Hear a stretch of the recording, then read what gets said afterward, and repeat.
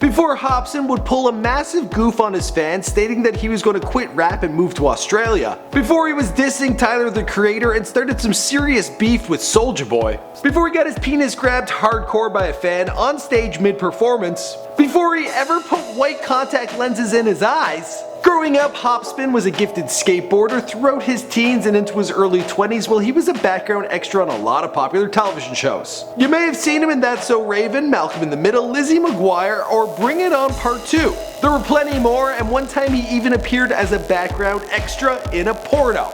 Also, he auditioned for American Idol. Everybody's always talking at me. Everybody's trying to get in my head. Now that was likely part of a prank, but this jokester, he's also battled depression and spoken about it openly. My name is Michael McCredden, documenting the life of Hopsin prior to fame, here for you on Before They Were Famous. Now this one was requested a whole bunch by the subscribers. I read all the comments, guys. Be sure to let me know who you want me to document next. Chance the Rapper, he's coming, as is Waka Flocka Flame, and Schoolboy Q. I know, I'll get to it. Hopsin was born Marcus Jamal Hopsin on July 18, 1985 in Panorama City, Los Angeles. His parents are still together and he's still close with both of them, often posting updates on Facebook on how they are adjusting to his success. In fact, he lived with his parents well up into his 20s and, well, they weren't always that supportive. They really didn't know what the hell was going on. Coming up in the education system, young Marcus was placed in special education classes. He loved to skateboard and would spend a lot of his spare time doing that. He also developed an obsession with hip-hop music. His first love was Eminem. At the age of 15, he started working through the summers as an extra on television shows. First in Disney Channel TV shows such as Even Stevens, Lizzie McGuire, then other projects like Cold Case, Malcolm in the Middle, John Tucker Must Die, and Gilmore Girls. He can also be seen in the background of Bring It On Part 2, where he's doing some crunk dancing.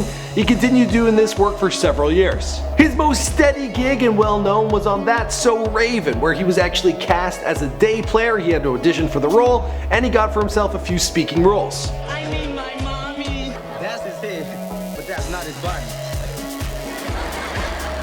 He then one time accepted a gig to appear in the background of a porno filmed at a college. He was kind of curious, he wanted to see what the action was all about, so he showed up. After an hour, he felt pretty uncomfortable. Things were really weird.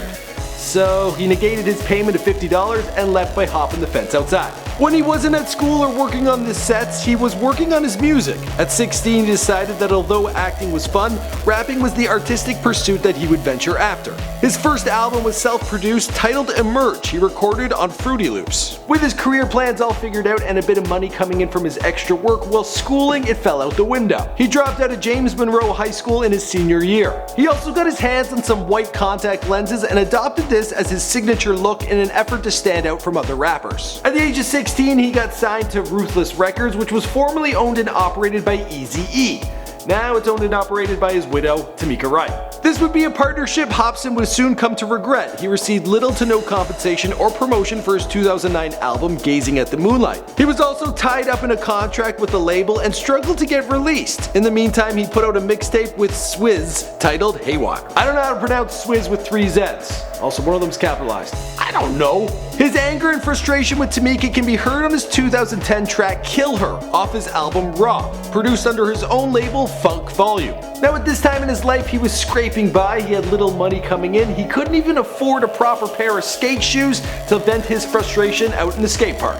Off his album were the popular songs Nocturnal Rainbows and Sag in My Pants. In the latter, he dissed rappers Lil Wayne, Drake, Soulja Boy, Lupe Fiasco, and Rick Ross. Then again, he went after Tamika Wright, well, because he hates her.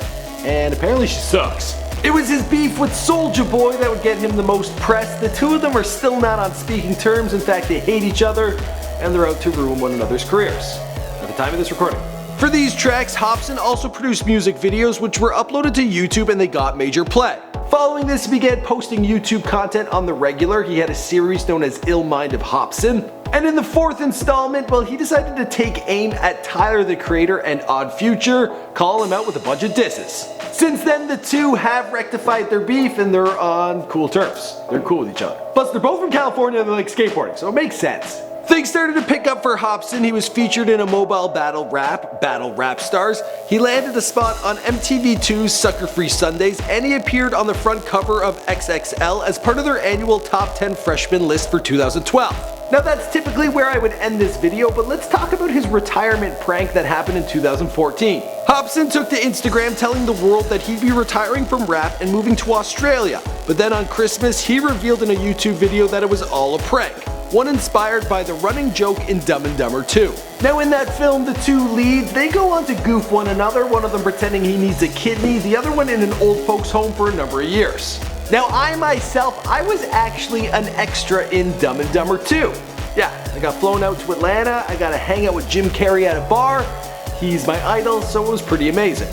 And seeing as I was an extra as well, this whole video just went full circle. And the rest of the story, well, you know the story because this is Before They Were Famous.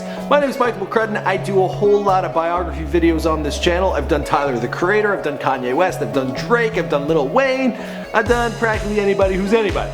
So be sure to let me know who's next in the comments down below. I read all the comments and I'll see you guys in the next one. Bye!